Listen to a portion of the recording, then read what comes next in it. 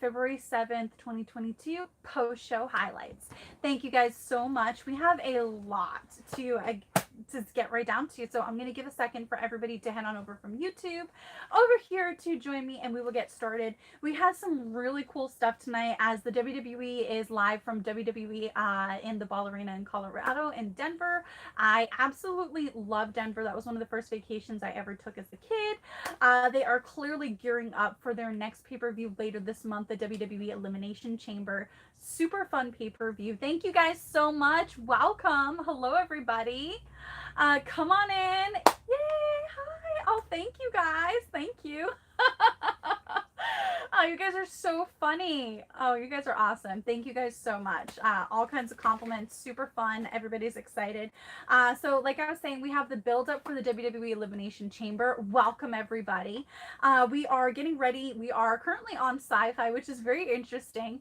There were several times during the Royal Rumble and on all the episodes of WWE programming since where I'm kind of like, what year is this? Because it keeps taking me back to different eras when I was a kid watching WWE programming. And I'm talking about back in the day with like Velocity and Sunday Night Heat and Confidential and like all of that stuff, like taking it way back. Welcome, everybody. I'm repping some Disney on my shirt today. I may or may not show you guys. It's pretty awesome. You know, there was just this vibe with some of the people and some of the way that they're kind of rigging these storylines to, I think they're definitely delivering when Fox asked them, I think a year and a half ago, to kind of push the envelope with what WWE could do as far as making like the PG programming a little bit more edgy. Because as you guys know, WWE programming being PG allows for a lot of sponsorship money, and a lot of that money really does go into the company for marketing and for hiring superstars and doing more events and so forth and so on. So all of that stuff is very important. But then you come up with this situation where it's like, PG programming, it's kind of not gaining the same audience that, you know, the Attitude Era gained when the WWE was actually beating the NFL in ratings. Like, that's something that seems so inconceivable now, but that was actually like a real thing. So it's very, very interesting what kind of is going on right now. But I think WWE is doing a great job with pushing that PG envelope, and I think we're seeing a lot of that. Especially with the new version of NXT. And I did see shades of that tonight on Monday Night Raw, which is really, really exciting to me. So we obviously, like I said, have the build up for the WWE Elimination Chamber. We had the final leg of the Alpha Academy Quiz Bowl, which in and of itself was very entertaining. We had Lena returning to confront Becky Lynch, which was also very, very cool. We'll get to that in a minute. We got to see another match for Liv Morgan. We're going to talk about Liv Morgan versus Dewdrop. We also had a promo from the WWE champion himself, Bobby Lashley. We had a really, really cool matchup. Such a great job with Austin Theory versus Kevin Owens. And then later on in the main event for Seth Rollins versus Matt Riddle, which is very, very cool. That's not a match that we have been like bludgeoned over the head with, which is really, really refreshing. We also had a really awesome matchup between AJ Styles and Damian Priest. I love both of them. Getting to share locker rooms with them at Ring of Honor was awesome, and I was also like supposed to be put into a faction with Damian Priest before I left ROH, so that would have been like very, very interesting. Very, very talented guys. So we have some really cool stuff to talk about. Now that we have more people coming into the YouTube live, let's get right down to it. All right, to start off the show, we had some commentary, obviously hyping the episode tonight. We also had people, the commentary hyping, you know, the upcoming WWE pay-per-view Elimination Chamber, and then we immediately had some really cool stuff with Alpha Academy and RK Bro. Guys, when you can see that WWE superstars are having the time of their lives doing something, that's awesome TV. You know, just in their facial expressions and their energy and their mannerisms, you can always tell when something is authentic versus something that's disingenuous. And you can tell Randy Orton is having the time of his life right now. He is having a good time, and that's really really cool to see. And this storyline for like this quiz bowl and this feud going on between RK Bro and Alpha Academy, it's really given Chad Gable a chance to really let his personality shine through with his work, and that is also amazing. Hold on one second, guys, because I just realized that I was an airhead, and I am so sorry that I was talking all of this stuff and I did not get a chance to put in my headphones. Too much hair dye or concussions, whatever you guys want to say it, laugh at my expense. I do apologize. But what I was saying, in case none of you could hear it, is we have so many amazing things. A lot of amazing people are on the Raw roster right now. And I was specifically talking about when you can see that a WWE superstar is really enjoying what they're doing, it makes for excellent TV time. Oh, thank you guys. Thank you. And yes, Randy Orton is indeed a go. I have come across him and his wife backstage numerous times, and they're always top notch, top notch. I've never had any issues with them whatsoever. Really, really, really cool people. Thank you guys for excusing my bad audio behavior. I'm working on it. So I can tell that Randy Orton is genuinely having a good time, which is so cool because he's done so much stuff within the WWE dating back to his OVW days. So when he can still be at this point in his career and it's not old, it's new and fresh and exciting and fun again, that's really, really awesome to see. And like I was also saying, I also do truly believe that this Alpha Academy versus RK Bro and insert the Street Profits, that's my dog Sally, guys. She just turned 6 months old. She's playing with a chew toy in case you heard that. Uh, you can tell that Chad Gable in this particular storyline, it's really allowed his personality to shine through his work, and that's when you get some of the best stuff.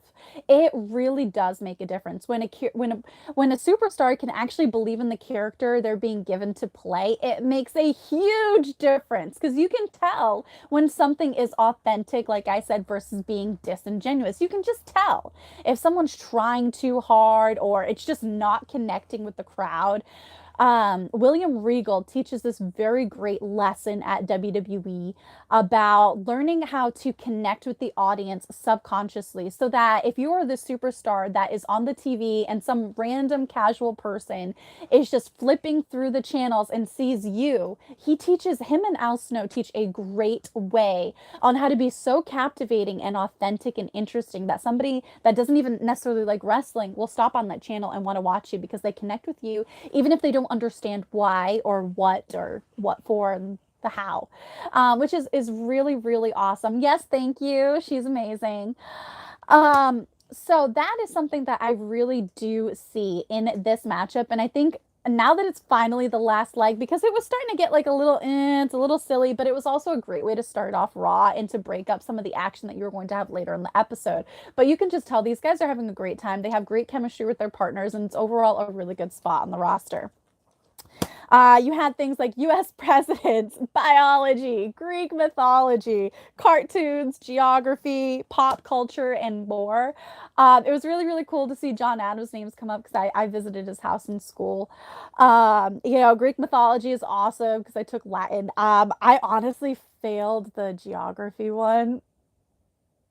But I got all the others. In the end, RK Bro won with a good steal. They won 5-4. Really, really cool.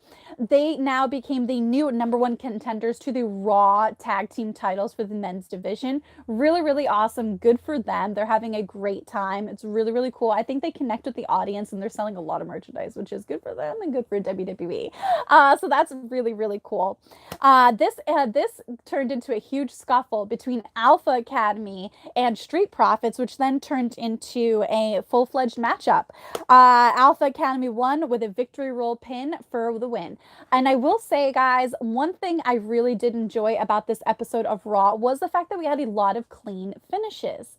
I really, really enjoy seeing that because to me, when you have so many clean finishes, it makes the dirty finishes, it makes the cheating, and it makes the DQs and stuff like that much more it gets much more of a reaction instead of just being, oh, same old, oh, Been there, done that, seen that. Next. You want to keep things fresh. You want to have an importance to things, not just beat people over the head with it in the WWE universe, which is really, really funny. And we'll discuss that in the main event. Hi, Sally. Hi, sweetheart. Oh, hi. Oh, you're trying to come up? You may or may not get a visit. So I do believe in a really good balance. And this show for Monday Night Raw, I believe really did have a very good balance. You had entertainment. You had a good blend of segments without being too many that watered down the show. You had just enough to break up the action. You had very good matches. I think there was only one match where fans were kind of like, meh, meh, next. Glad it was quick. Other than that, a lot of people seemed to be very into the show, which was really, really cool. Then we had a very interesting promo with MVP and Bobby Lashley, your new WWE champion, the Almighty himself, who won the title from Brock Lesnar at the Royal Rumble. A lot of people had very interesting things to say about that match. I actually enjoyed it. I thought it was going to further it along. It has. I think it's exciting. And it's also a really, really cool story that spans many, many years. A lot of people have critiqued WWE over the last few years, saying they don't have any long-term storylines and all this other stuff. But that's simply not true. Take a look at this, for example. How long did it take Bobby Lashley in WWE to get this matchup against Brock Lesnar? This was an ongoing story, and it was awesome. I'm enjoying it. A lot of people had some negative things to say about the promo, but I thought the promo was very, very telling. I say good job. There was heat, there was importance, and it also puts more fuel to the fire for when we see Brock Lesnar next week. See, it's very subtle, but the story is there. I think just some people get so caught up in being negative that they don't stop to appreciate the little things that do add up to the big things in the product. But that's my opinion. We have been having some excellent therapy sessions for Alexa Bliss. Let me see. Someone here said Lesnar versus Lashley was Goldberg Lesnar 2.0. Okay, I can kind of see how you thought that. I did want the match personally to be a little bit longer at the Royal Rumble before they had that finish, but it had everything that I expected. You had bludgeoning, like, behemoth, titans of men clashing together, lots of power, lots of agility, lots of violence. I mean, that's kind of exciting. I don't want to be like a violence monger, but I'm like, yes, give me the violence. That's what you expect, that attitude era stuff, but a little bit watered down so it fits into the PG market. I'm really liking the therapy sessions with Alexa Bliss. They are a very, very good blend of storytelling, but also good acting that's not being overdone. Sometimes people are too overly dramatic because it's wrestling. She is doing such a great job with these subtle little nuances that a lot of people are starting to pick up, and it really, really speaks to the talent of Alexa Bliss. She was a great get in the beginning by WWE. I met her for the first time when I was at my WWE tryout in 2015. Actually, I met her before that as an extra, and then I met her and she got to work with us at our tryout. And then I met her several times after that as an extra. And every time I met her, she was like already on a different level. Hi, Sally. Do you want to say hello? Say hello to the Taeler Army. Say hi. Oh my goodness. Say hi. Oh, thank you. Oh, thank you so much. Say hi. Say hi. Oh my goodness. Oh. Hi. Oh my goodness. Oh. Hi. Okay. This is Sally Sausage, everybody. She just turned 6 months old. She is the newest member of the Taeler Army. Yes, she loves mommy. Oh, everybody's saying hi. See that? So I have Scooby-Doo, Slinky the Weenie, and Sally Sausage. And then right now I am working with 4 rescue pets, but that's a story for another time. So after Alexa's therapy sessions, we had an amazing match. I mean, I can't say enough great things about AJ Styles and about Damian Priest. I was actually really looking forward to working with Damian Priest when we were both at Ring of Honor. The storyline didn't pan out for whatever reason. Nobody really knows. But it was going to be so awesome. I have so much appreciation and respect for Damian Priest and AJ Styles. So when I saw this match was on the card for tonight, I was like, gotta see this. Homegirl, gotta see this. Tuning in. Ready, set, go. Both men are just so passionate, so talented. They keep it real. What you see is what you get. There's no facade there, no hidden agenda. They love what they do. You can't help but support that kind of energy, in my personal opinion. And being in locker rooms with both of those men, especially AJ Styles, because I met him when I was so young in the business, and he was always so amazing to me, guys, like so amazing. We talked about comic books, pro wrestling, wrestling gear, and like ring psychology and all this stuff. Like, yeah, I don't know why I didn't go to him more when I was at Ring of Honor and be like, hey, can you help me with this? Will you help me with that? But that's like hindsight is like 2020, when people say that. But anyways, we had a killer match. The match ended with a win for AJ Styles with a phenomenal forearm. I loved this was a clean finish, and honestly, I do agree with Fightful.com. I don't know who on their website said it, but they said it best when they were like, "I love this clean win for AJ Styles, but I didn't like this clean loss for Damian Priest." And I do agree with that because he's lost several in a row on Monday Night Raw, and I want to see him getting steam, not getting losses. I want to see him with the W's, not the L's. But I don't think this is the last for Damian Priest, and obviously this set up a match next week where Damian Priest will put his U.S. title on the line against AJ Styles. So, who knows? AJ Styles could end up becoming a 4-time U.S. title champion. We'll have to wait and see. All right, Sally, you did a number on my hair. Okay. All right, then we had a really fun backstage session. Somebody just said they liked watching AJ Styles and Damian Priest with them in ROH. I absolutely agree. 1000%. There were some amazing matches going on at ROH at that time. Like, fire! So good. It was so inspiring too. It's like, oh, I want to wrestle like this. I want to do this. Oh, that is great. Oh, I've never seen that before. Like, I love when wrestling can make me do that. All right, so back to Monday Night Raw highlights. So then we had a really fun segment backstage with Seth Rollins and Kevin Owens talking to each other. And this again reminded me of Ring of Honor from the first time that I came into Ring of Honor. Ironically enough, when Scrap Daddy himself, Adam Pearce, was the booker for Ring of Honor at that time. So for Seth and Kevin Owens to be talking about how much Adam Pearce sucks, that made me die. I died laughing so hard, guys, because it was like they were kind of breaking down the fourth wall a little bit. It was like, is this real? Is this real life right now? Is this fake? It was like almost like a peek behind the curtain because they were both in ROH at that time with Adam Pearce. So it was really, really funny. I was dying because I was like, oh, is this a shoot? Like, I was just giggling so hard watching my TV. I probably looked like a psycho. I was like, oh. But yeah, that was a really good segment. They had a lot of really good backstage segments today that felt like they added to the show instead of taking away, which was really, really good. Because sometimes some of these were like, oh, that was kind of a departure from the product. But then there's stuff that adds it. Yeah, so great. Let me see here. The best there is, the best there was, and the best there ever will be. Yes! I wish it would keep your comments up longer for me to read them faster. All right, then we had a Miz TV segment. The Miz TV segment and the match against Dominic seemed to be where you guys were split on whether or not you liked Raw or didn't like Raw tonight. But the Miz TV episode kind of gave me like shades of early 2000s WWE with the whole references of Eddie Guerrero, the cheating stuff with the lie, they cheat, they steal. And I don't know, just the content and the way they were going about it, it really just reminded me of the early 2000s when I was watching WWE as a kid. So that was very interesting. And then that obviously led to a feud between Dominic Mysterio and The Miz, round 2.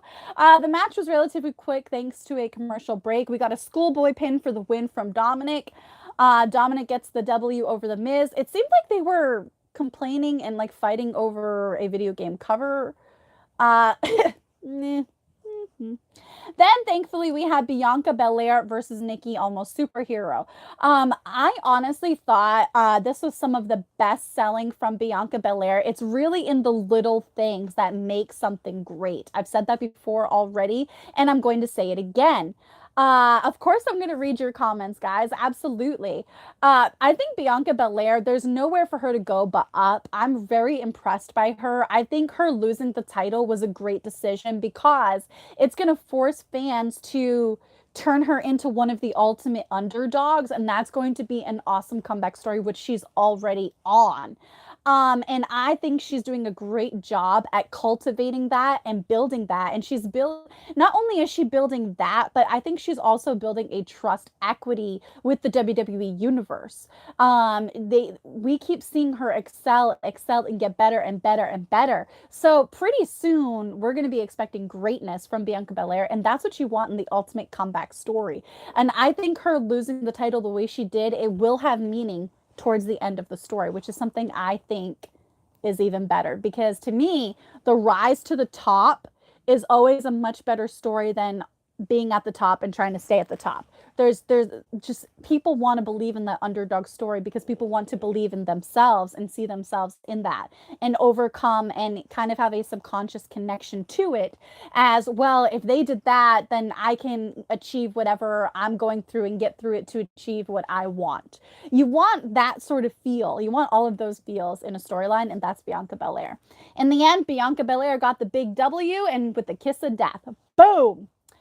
We had a very interesting backstage segment with R-Truth looking for the 24/7 title, which led to a very interesting kind of borderline, almost not PG aspect between Dana Brooke and Reggie. Dana Brooke is obviously still your WWE 24/7 champion, trying to maintain that belt. She won it, I believe, in November. Correct me if I'm wrong on here. I love that for her, by the way. You know, she put out into the universe that she wanted to win her first ever WWE title, and not long after that, she did. She manifested that stuff right quick. That was pretty awesome. I actually really like Dana Brooke a lot. Then we had a banger of a match, and I mean, you can expect nothing less with Kevin Owens. He is just time and again has proved himself over and over. I love Kevin Owens. Way back in the day, he gave me such great advice, and whenever I would ask him to watch my matches, he would. He was one of those people that he wouldn't go out of his way to do it, but if you asked him, he definitely would make a point to do it. And that's just awesome. That's like a real class act. And I always got along with him well because I was a teacher and he had a young child, so we got to talk a lot about that kind of stuff. In the end, had a really killer, exciting matchup. I was really enjoying Austin Theory versus Kevin Owens. I think Kevin Owens was a very good person for WWE to pair Austin Theory with.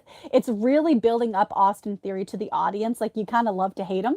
And that's really, really cool. Oh, thank you guys so much for the compliments on my post-show highlights. Maybe I'll do these more often.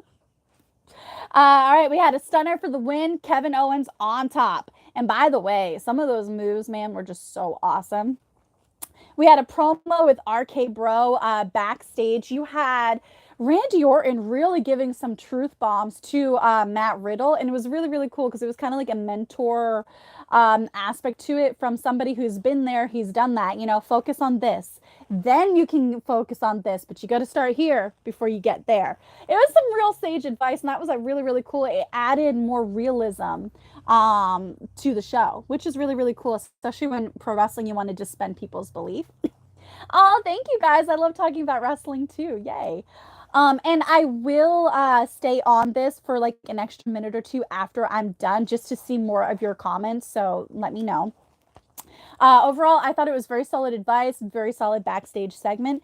And then you had Lita. Oh my gosh, goosebumps. Like whenever I see the dun dun dun dun dun dun dun dun dun dun dun, like who does not love that? Love it so much. It's like my childhood back on the screen. Lita was so inspirational to so many women in wrestling. Like, it's insane. I literally had red or orange hair since I was 13 years old. Like, it's been a thing. It's been a hot minute. I remember dyeing my hair brown out of respect for Eva Marie, and it like felt so weird to have brown hair. I was like, is this who is this? You know, but Lita was more than just red hair. She was fire. She was energy. She was alternative. And that was something that wasn't currently represented in the product. And that's what made her so unique. That's what made her jump off the screen. She was doing things that, you know, women weren't known to do. She was, you know, saying, oh, this is the mold that I'm supposed to fit in. Well, you, and I'm going to be me. and I'm gonna be authentic and badass and awesome. And she really did. I remember the days with like SA Rios. That stuff was so awesome. Oh, it's so cool. But so seeing her and then having Becky Lynch, man, this promo, in my opinion, was one of the best of the night, because there was so much realism in it.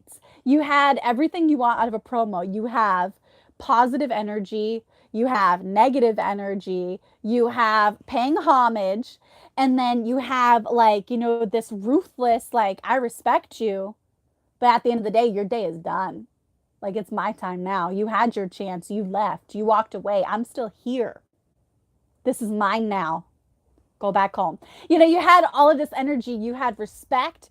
You had intent. You had authenticity. It was just straight fire. They killed it. And by the way, Becky Lynch, Big Time Bex, is a champ for how well she sold that Twist of Fate. It was piece de resistance. It was so good. I was like, props. Without Lita, there would be no Becky Lynch. But there is a Becky Lynch, so there can be no Lita. Like, that was so good. That was such fire. It was awesome. And then you had the return of Lita's moonsault. It was just great. It made you so stoked for the Elimination Chamber, which is exactly what it needed to do. People need to have a reason to pay their hard-earned money. Y'all work hard for that money, and it all adds up. So you need to make people want to pay their money, not out of duty or, well, I guess I got to say, you want to make people excited to spend their money, not like be bitter that they paid for something and it was, meh. Who wants to pay for meh? You want to pay for, oh my God, that was so awesome. It blew my face off. Like, what would you rather have, So, I digress. After this, we had another backstage segment with Kevin Owens in the office trying to plead his case for why he should be in the Elimination Chamber. And honestly, I agree. But they were nonplussed. They did not agree. And they said under no certain terms. And later on in the night, Kevin Owens, being Kevin Owens, the badass that he is, definitely decided to put that into his own hands. And we had a banger of a main event, but we'll get there in a minute. Oh, man. By the way, I love the combination of Sonya Deville and Adam Pearce. Like, I am just loving that. It's not quite right to censor, but it's still badass and funny, and you want to hate them. I just think it's great. When people know wrestling is scripted, not fake, scripted. Very big difference, guys. Wrestling is not fake. I have so many injuries to prove it. It's not fake. It's scripted. But when you know that a program is scripted and you're still watching it to be entertained, and you can and you have stars that make you love to hate them, that's so money. Oh, that is so money. And they are money. Next, we had Liv Morgan versus Dewdrop. I was so excited for this match earlier before I was like, I need more Liv Morgan on WWE Raw. Who's with me? Let me know. I want more of those Paul Heyman segments for her. He was doing a really good job hyping up Liv Morgan with some vignettes, I think a year and a half ago or so, roughly. Man, but I just love Liv Morgan. I can see so much potential for her that I'm just so jazzed. Like, I want to be her writer so badly, because I would come up with some badass shizit. For, like, WWE, you guys need a writer. Just look up Taeler Hendrix, man. I got books on Amazon. Come on now. But anyway, Liv Morgan versus Dewdrop. It was an excellent match. It was exactly what it needed to be leading up to the WWE pay-per-view Elimination Chamber. We had a really awesome setup for an electric chair, power bomb. In the end, Dewdrop got the win, which I do think that she should, for the Vader bomb. You need to kind of redeem that from her loss to Becky Lynch.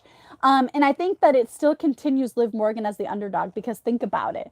The more Liv Morgan loses, but in a way where she almost won and then lost, it makes you guys believe in her that much more. That's all I'm going to say, man. That's some good writing. I mean, not to pat myself on the back or anything, but... All right. Then we had Seth Rollins versus Matt Riddle. This is supposed to be the main event of the evening. And I say supposed to be because things did not turn out that way. This was a really, really awesome action-packed match. And what do you expect? These guys know each other so well. The chemistry in ring is so there. Exciting. You had a power bomb through the barricade. You had all kinds of shades of a twisted Seth Rollins. Is he babyface? Is he heel? It is so it's so awesome that the match was everything that you would want out of a main event leading into a major WWE pay-per-view. It is so good. To me, it was awesome. And then it got even more cool, even though it had a very similar setup as, Street Profits and Alpha Academy. I'll let that slide because it was a tiny bit different. And we almost went a whole episode of Raw without a DQ. Almost. Close, but no cigar. Oh.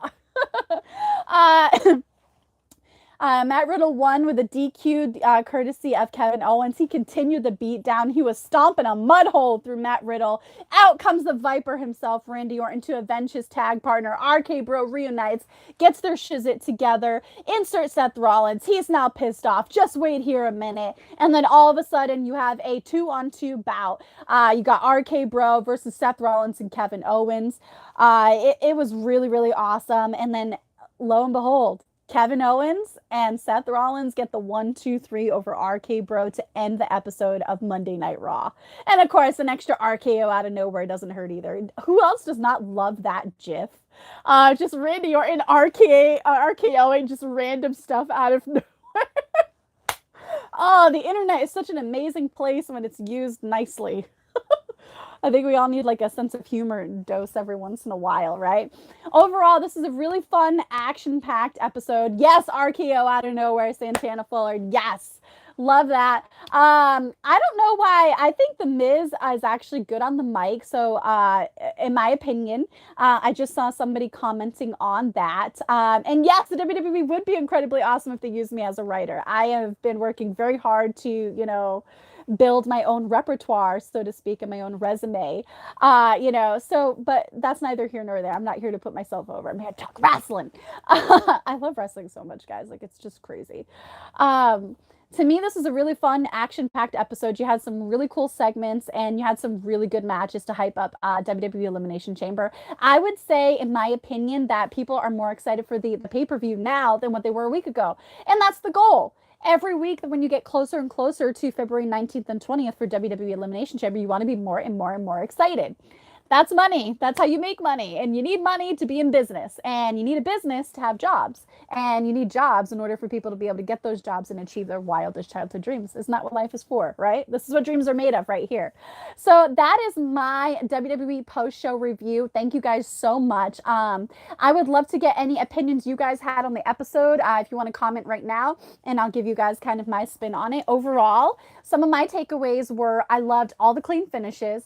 I love the fact that we're getting a title defense for the U.S. title next week between AJ Styles and Damian Priest.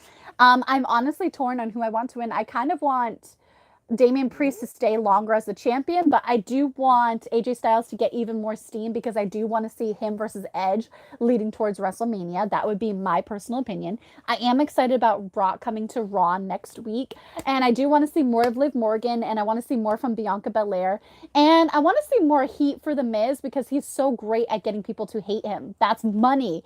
Like, when his entrance hits, they don't even get to finish saying, I'm the Miz. Like, they don't even finish saying Miz before there's tons of boos coming in. That's so money. I just would, gosh. So I'm so excited. I want to see Lita versus Becky Lynch. I'm excited for that. I also really want to see more stuff for Sasha Banks. I really want to see that because I think she's getting even more creative, and that's really tough to say because she's already been so creative in the ring.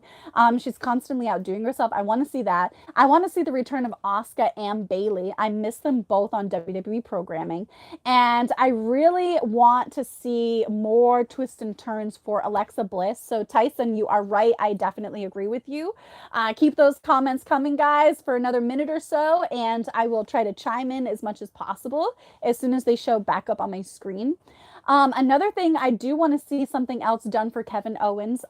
Thank you guys for the WWE Elimination Chamber. I think they're slowly turning him babyface, which I like. I like this because people have this attitude now of I don't think anybody is necessarily all good or all bad. I think we all have tendencies of we can be good or bad. And I think it all comes down to a choice of where we want to be. Do we want to be good or do we want to be bad? So I think with Kevin Owens' attitude, I think he can get away with being a tough brute in your face. This is who I am, take it or leave it sort of baby face. And I think that the WWE program could use a lot of that. It's very similar to what they're doing with Seth Rollins, but it's different because their characters are so different and their demos are different. And I think that would be really, really good. What do you guys think? What matches are you most excited for Elimination Chamber coming up? You loved Bailey talking about seeing Eddie Guerrero with the WWE in San Francisco. Yes, she was a big part of the NorCal wrestling scene. I think one of the first people to ever book Bailey was Kirk White from Big Time Wrestling. He recently passed away. May he rest in peace. He did a lot. He was so popular and influential at that time when she was trying to break in from being a fan to becoming a wrestler that I actually heard about him in Big Time Wrestling while I was on the East Coast as well. So that was actually a very, very pivotal time. And he had a very, very big impact on building who she is today. And I love Eddie Guerrero. I remember I got to see him, I think, versus JBL, and Kurt Angle was under a mask and it was in a cage match. It was so awesome. Yes, I was also excited to see Sonya Deville return against Naomi. I was very, very glad to see Naomi win. Naomi is somebody that I also want to see get more steam. I think they could build her up very well. Thank you for the compliments on my YouTube channel. That is awesome. I agree. I definitely miss Asuka and Bailey. Who doesn't love Eddie Guerrero? We lie, we cheat, we steal. I love his wife too. She's been on my podcast several times. I love the Guerrero family, Shaw, all of them. Yes, he is so funny. Eddie Guerrero is so charismatic, so funny. He was one of those people that helped usher in a different genre into the WWF and the WWE. He was so innately talented. And what I mean by that, by innately, is he possessed all these talents inside of himself and he honed those. He wasn't somebody that had to, I want to say this correctly. He was somebody that worked insanely hard, but stuff came naturally to him. He was a naturally exuberantly talented person. And that showed within his ring work and his ability to play both sides of the spectrum, heel and babyface. You just love to hate him and you love to love him, and that's money. We need more stars like that today, which is one of the reasons why I'm so happy that AJ Styles made the decision to go to NXT to help build up more stars. Yes, Eddie Guerrero in WCW was awesome. All right, guys, thank you so much for joining me on, I think, my second official WWE post-show highlights review. I am really, really excited to continue doing these with you guys. Definitely let me know in the comments if you guys want me to continue doing these every week. I want to bring you guys the news and the perspectives from somebody who's been in the ring and from somebody that actually knows. One of my biggest pet peeves, as you guys know, is all kinds of wrestlers basing their own self-worth off of the comments of reviewers and wrestling sites of people that have never even set foot in the ring. So I like to give you guys a different perspective from somebody who's been in the ring and somebody who knows some of these people backstage and all of those subtle little things that you may or may not have missed. So thank you guys so much again for joining me. Please take a look at some of the other videos on my YouTube channel and tell your friends to like, share, and subscribe and comment below. Thank you guys. Talk soon.